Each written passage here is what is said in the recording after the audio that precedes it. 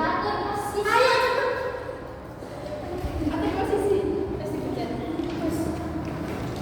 Assalamualaikum warahmatullahi wabarakatuh. Kita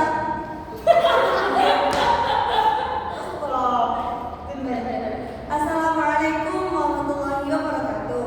Kita dari kelompok 4 Geologi yang beranggotakan saya Basya Kusuma Diva, Saya Fani Ora Sabina. Saya Mulia Setiawanda. Saya Elia Nur Fauzia. Saya Nesa Safira Krisniava. Saya Dini Kusalamadani. Saya Syaiful Nur Mustari. di sini kita akan menjelaskan Mengenai respon terhadap cahaya yang penting bagi keberhasilan tanaman. untuk yang pertama akan dijelaskan oleh teman saya.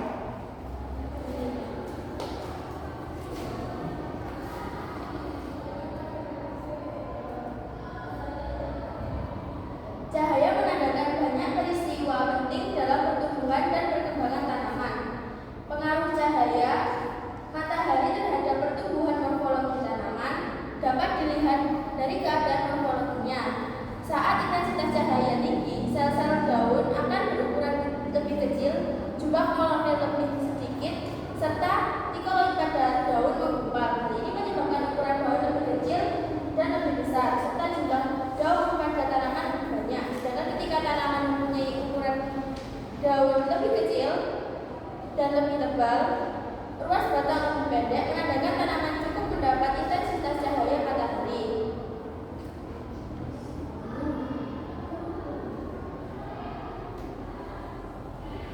Pengaruh cahaya fotomorfogenesis adalah perkembangan struktur tanaman akibat cahaya yang tidak berhubungan dengan fotosintesis. Fotomorfogenesis adalah perkembangan struktur tanaman akibat cahaya tidak berhubungan dengan fotosintesis. Pada tanaman fotomorfogenesis akan tumbuh dengan cepat dan tinggi, namun batangnya tipis dan mudah rapuh, serta daun berwarna pucat. Hal ini karena kurangnya sinar matahari atau disebut dengan etiolasi. Dalam mengatasi rendahnya intensitas cahaya tumbuhan yang hidup, yaitu dengan melakukan adaptasi dengan memaksimalkan penangkapan cahaya dengan cara mengubah anatomi dan morfologi daun untuk fotosintesis yang efisien.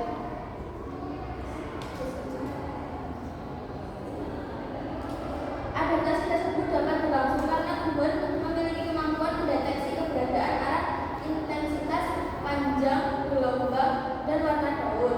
Spektrum aksi yaitu grafik yang menggambarkan respon relatif suatu proses terhadap panjang gelombang yang berbeda. Spektrum aksi memiliki dua puncak, yaitu pada panjang gelombang cahaya merah dan pada panjang gelombang cahaya biru. Selanjutnya yaitu ada spektrum aksi untuk fototropisme cahaya biru.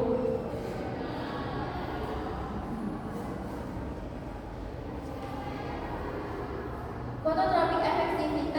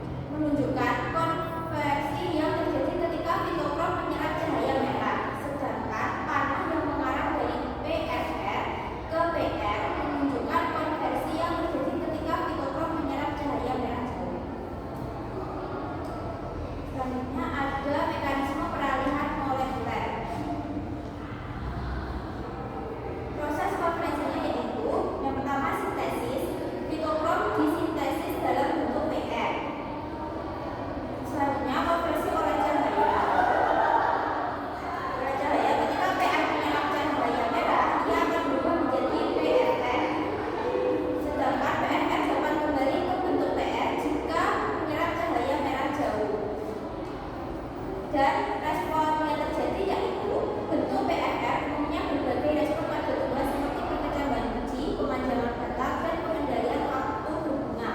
Dan bentuk PR cenderung menghambat respon-respon tersebut. Selanjutnya akan dijelaskan oleh dosen. Yang keempat adalah jam biologi dan irama sirkadia. Jam biologi adalah fluktuasi periodik dalam biologi organisme yang sesuai untuk menanggapi terjadinya perubahan kondisi lingkungan secara periodik. Jam biologi pada tumbuhan akan membentuk sebuah siklus biologi. Jam biologi berhubungan dengan pengaturan irama sirkadia pada tumbuhan. Selanjutnya, irama sirkadia. Irama sirkadia adalah siklus yang panjangnya sekitar 24 jam. Irama sirkadia ini merupakan proses biologis berulang yang dipengaruhi oleh pergantian cahaya dan suhu, berfungsi untuk membantu adaptasi terhadap perubahan lingkungan. Gerakan daun sering digunakan sebagai indikator ritme ini, meskipun sulit diamati secara langsung karena gerakan tanaman bersifat halus. Ritme sirkadia mengatur berbagai aspek fisiologi tanaman seperti gerak daun, stomata, pertumbuhan yang memberikan keuntungan bagi tanaman dalam memprediksi perubahan lingkungan, meningkatkan kelangsungan hidup dan mendukung kebugaran reproduksi. Ketika periode jam tanaman disesuaikan dengan lingkungannya, tanaman tersebut terlihat mengandung lebih banyak klorofil, mengikat lebih banyak karbon dan membuat tumbuh lebih cepat. Bagi tanaman, waktu yang paling baik untuk tumbuh adalah selama musim semi dan panas. Jam sirkadia memungkinkan tanaman untuk menyesuaikan penempatan cadangan karbohidrat dengan durasi malam. Berarti tanaman memastikan bahwa memiliki cukup makanan untuk bertahan hidup di malam hari. Seperti pada gambar, pada siang hari posisi daunnya yaitu horizontal untuk memaksimalkan penangkapan cahaya matahari yang digunakan dalam proses fotosintesis. Kemudian pada tengah malam, daun mengalami gerak tidur yang membantu ke bawah untuk mengurangi kehausan air akibat transpirasi atau penguapan air dari permukaan daun melalui stomata, melindungi diri dari embun, dan mengurangi resiko kerusakan fisik.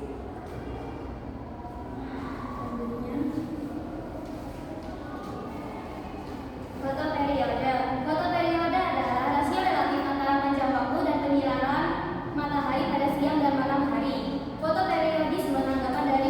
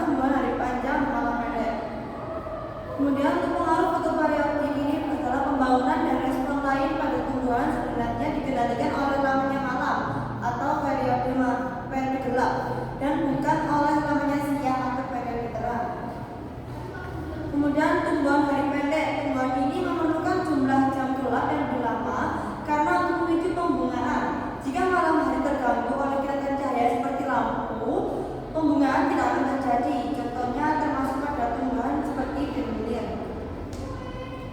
Yang berikutnya adalah tumbuhan hari panjang, yaitu tumbuhan ini berbunga saat malam lebih pendek dari durasi kritis tertentu. Jika periode gelap atau malam terlalu panjang, pembungaan akan terlambat. Namun, apabila dibantu oleh kilatan cahaya di malam hari, itu dapat memicu pembungaan pada tumbuhan. Contohnya termasuk tumbuhan seperti iris.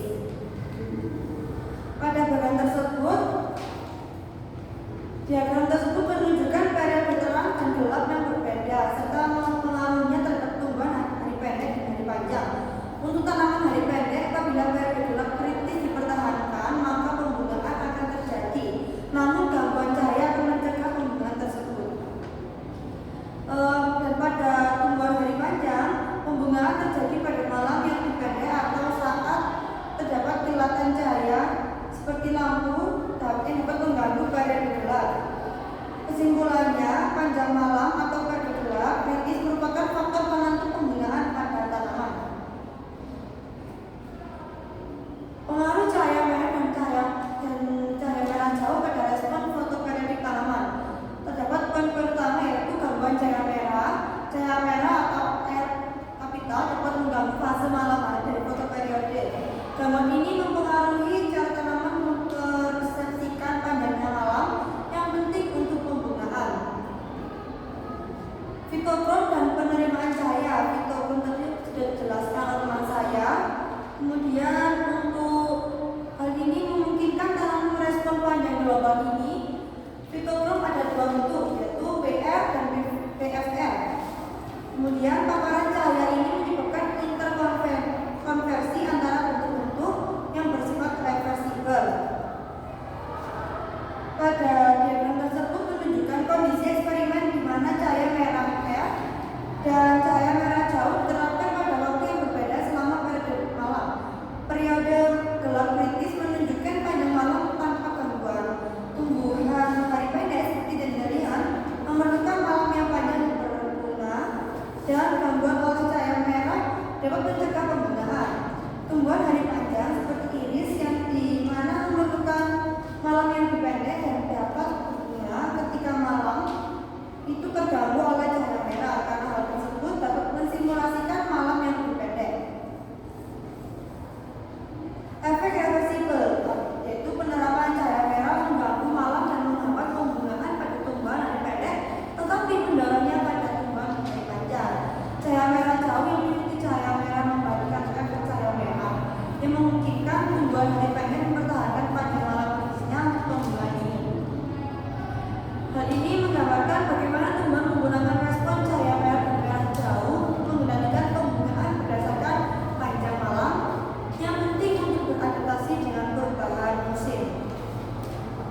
Selanjutnya adalah pembuangan yang akan diterangkan oleh teman saya. Hormon pembuangan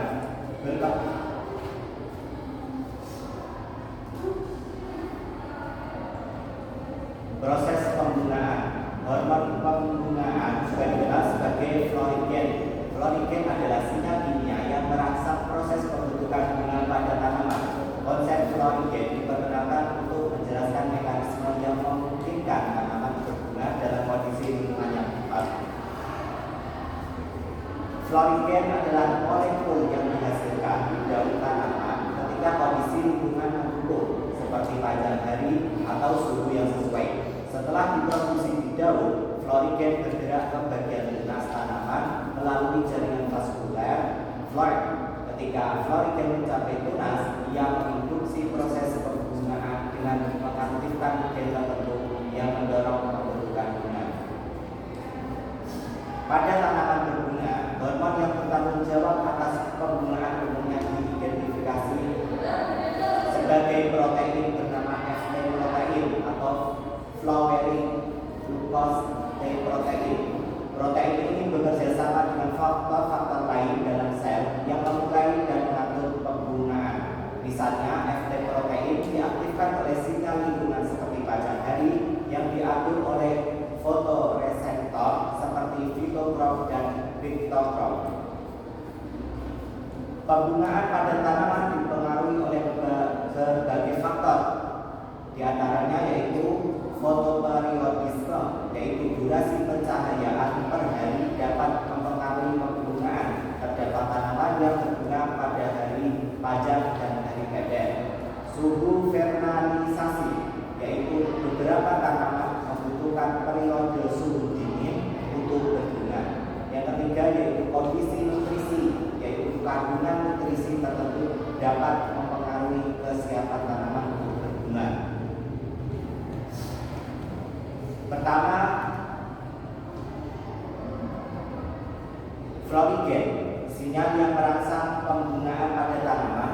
Meskipun konsep florigen sudah lama dikemukakan, molekul spesifik atau bahan kimia yang bertanggung jawab atasnya ini masih belum sepenuhnya dipahami dan diidentifikasi. Yang kedua yaitu peran gen konstan. Gen konstan adalah salah satu gen yang diketahui mengatur pembungaan, terutama dalam respon panjang hari. Konstan bekerja dengan mengatur ekspresi protein seperti FT yang dikenal sebagai kandidat utama untuk florigen dalam menginduksi pembungaan. Jadi, meskipun sinyal pastinya dari florigen belum diidentifikasi, gen konstan berperan penting dalam proses yang memungkinkan florigen untuk memicu pembungaan, terutama pada tanaman yang merespon panjang hari. Ini adalah gambaran dari pembungaan dan pengertiannya di sini. Tanaman hari pendek. Tanaman hari pendek mekar ketika mendapat periode gelap yang cukup panjang. Pada gambar, tanaman ini mekar dengan bunga putih, menunjukkan bahwa kondisi fotoperiodik terpenuhi. Kedua, tanaman hari panjang yang dicampur dengan tanaman hari pendek. Tanaman hari panjang dicampur dengan tanaman hari pendek. Meski tanaman hari panjang biasanya membutuhkan periode cahaya yang lebih panjang untuk berbunga, campuran ini dapat berbunga bunga merah muda karena dipengaruhi oleh tanaman hari pendek yang telah mencapai kondisi ideal untuk berbunga. Ini menunjukkan bahwa sinyal untuk berbunga bisa ditransfer melalui pencampuran. Yang ketiga, tanaman hari panjang. Tanaman hari panjang ini dibiarkan tanpa campuran dan tanpa periode cahaya yang cukup lama sehingga tidak berbunga. Tanaman ini memerlukan periode cahaya lebih panjang dari yang diberikan untuk berbunga. Kesimpulannya, eksperimen ini menunjukkan bahwa sinyal pembungaan dapat dipengaruhi oleh pencampuran, di mana tanaman hari panjang dapat berbunga ketika dicampurkan pada tanaman hari pendek yang sudah mencapai kondisi untuk berbunga. Hal ini menegaskan bahwa hormon atau sinyal lain dari tanaman hidup dapat mempengaruhi pembungaan. Terima kasih. Kita sudah mempunyai soal-soal dari kelompok lain, yaitu yang pertama. Soal ini akan langsung dijawab oleh teman kita. Pertanyaannya, apakah vernalisasi hanya untuk pembuangan? Jawabannya, tidak. Pada dasarnya, vernalisasi tidak hanya untuk pembuangan, tetapi dapat pula diperlukan pada biji-biji tumbuhan tertentu sebelum berkecambahan. Untuk soal yang kedua, adalah apa yang terjadi apabila tanaman tidak mengalami atau tidak memiliki fotoreseptor cahaya biru. Jawabannya, Tanaman tanpa fotoreseptor cahaya biru akan mengalami gangguan pertumbuhan dan perkembangan. Contohnya, tanaman tumbuh lebih lambat, bentuknya daunnya abnormal, seperti pertumbuhannya tidak merata, batang dan daunnya tumbuh tidak sempurna, dan kurang produktif yang menghasilkan panennya akan berkurang. Untuk soal yang ketiga, Soal nomor 3 yaitu jika gen konstan pada suatu tanaman dibuat atau dimodifikasi selalu aktif, bagaimana hal ini mungkin mempengaruhi pola hubungan tanaman tersebut? Apakah tanaman tersebut tetap bergantung pada panjang hari untuk berbunga? Jawabannya yaitu jika gen sehingga selalu aktif, tanaman bisa berbunga tanpa bergantung pada pajak hari. Namun, hal ini bisa mengganggu siklus alamiah dan mengurangi adaptasi terhadap lingkungan. Misalnya, tanaman yang berbunga di luar musim bisa rentan terhadap suhu ekstrim atau kekurangan sumber daya yang biasanya tersedia pada musim tertentu. Untuk pertanyaan selanjutnya, Apa yang